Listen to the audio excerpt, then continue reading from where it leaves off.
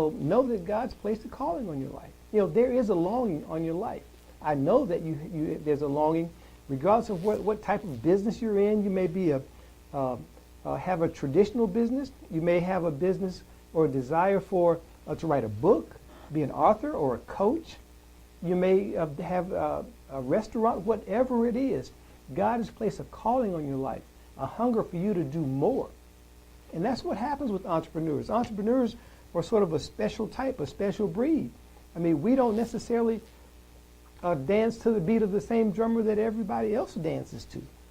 People say that we're risk takers, but we're really not risk takers. I mean, we have a vision of where we want to go and set very definite plans on how we're going to get there. And God blesses those plans. We commit those plans to Him, and He will bring them to pass. But they're very specific. So you've got to use that gift of imagination. It's a very important gift.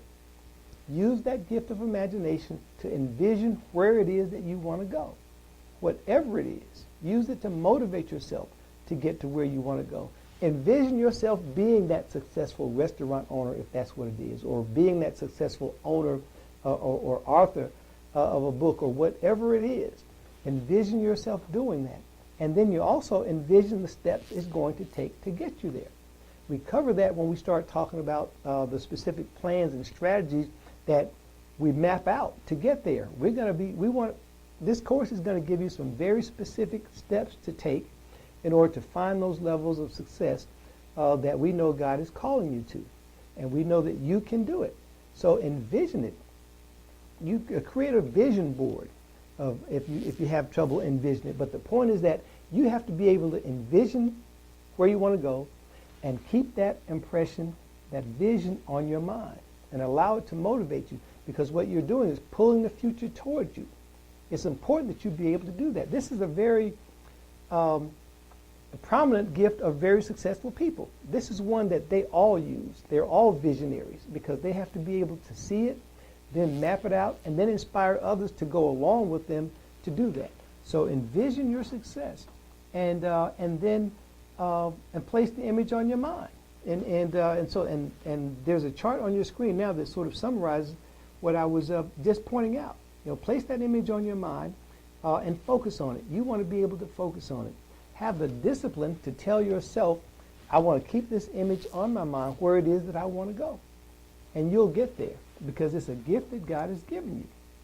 So imagine the steps that it'll take for you to get to the journey, to get where you need to go. And understand that it is a journey.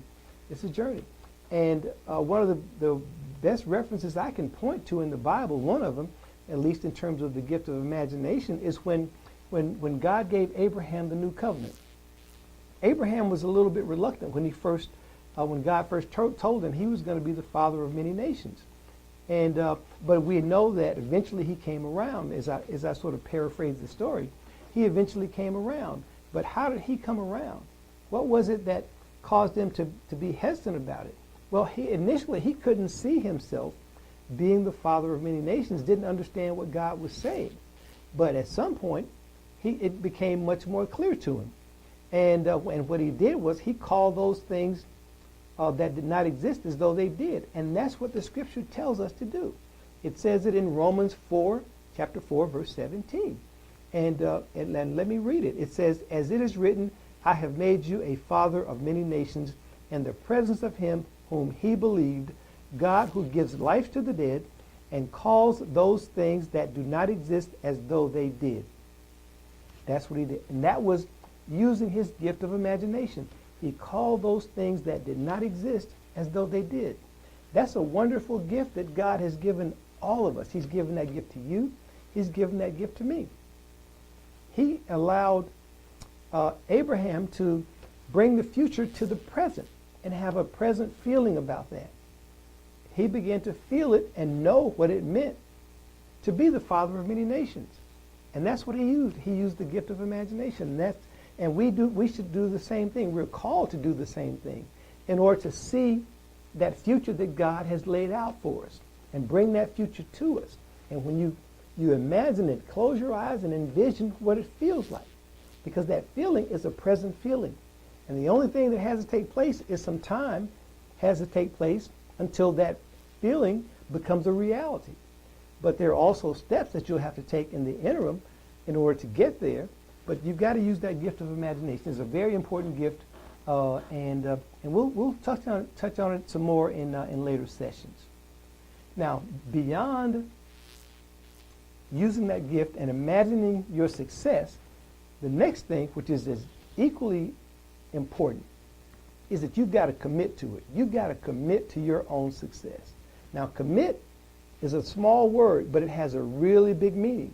And you've got to have an unwavering commitment to succeed. It can't be a casual commitment to decide that you want to do something. You've got a desire to have abundance and have wealth. There's nothing wrong with that. Sometimes we're often taught that money is evil, but that's not what the scripture says. It doesn't say that money is evil. It says the love of money is evil and all those bad things that go along with the love of money. But you've got to have an unwavering commitment to succeed. I mean, it's got to be a serious commitment to it.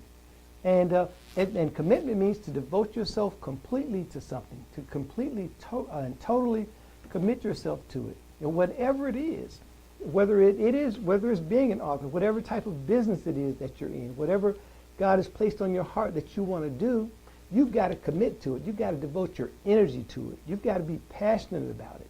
You've got to commit to it like there's no tomorrow. That's what you want to do. That's what commitment is.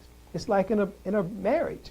You commit to that one person that you commit to marry, and that's your one person. So once you commit, it's done. It's done. And that's what commitment is all about. You've got to have that passion and that burning desire to stay, to commit and stay committed. And you've got to commit to learning also, because you don't come equipped knowing everything that there is to know about a particular subject. But you can learn. That's one of the things that we talked about earlier, that you can learn, or we will talk about more, is the ability to learn and willing to learn. You've got to do that. And that means deciding right now that you're going to learn what it takes to be successful. Learn what it takes to get good at your craft. And that's what we're talking about here. You want to improve your skills. Commit to that learning. Commit to excellence. Commit to absolute success. Commit to doing it right. And you'll develop a reputation for doing it right, and you'll inspire other people to follow you when you do that. And once you start to commit on anything, that's when you start to see results. Results don't happen. And so if you're not getting the kind of results that you like in your life right now, it may be because you're not committed to it. You don't have a burning desire to get there. You may have just a casual desire to do some things. But the commitment is going to determine the level of fruit that you produce. If you're committed to your success and doing what it takes to be successful and to have that abundant life, then that chart that we talked about earlier, you're going to see yourself producing much fruit. As we talked about in that highest category of fruit, you're going to be up here. As opposed to halfway committing or not committing, you're not going to produce any fruit. You're not going to produce, you won't be productive. So it's commitment. It is a total burning commitment to your success. And you can't worry about what other people think about your commitment to your own success. This is about you. You and God. It's between you and God and nobody else. You have an audience of one that you have to please. And it's all about God. And so be committed to it. Stop worrying about what other people think. That's one of the biggest things that I run into in terms of business owners of not taking steps and massive action to get the things that they need to do. So you want to take those results because that's one of the tools of Satan is for you to be mediocre or for you to look around and say, well, this is what everybody else is doing, and this is all I'm going to do. But God says He wants to prosper you, and by prospering, it didn't say that you don't have to do anything in order to get there. Now, this is a part of you fulfilling God's plans for you. So don't be mediocre. Don't be mediocre.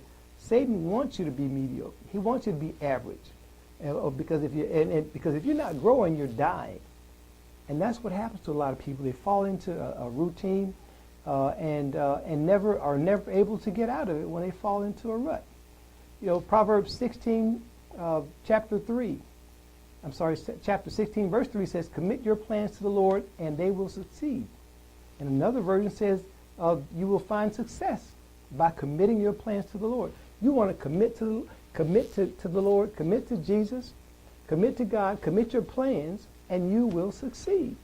I want to say it's as simple as that, but it's more than just being as simple as that.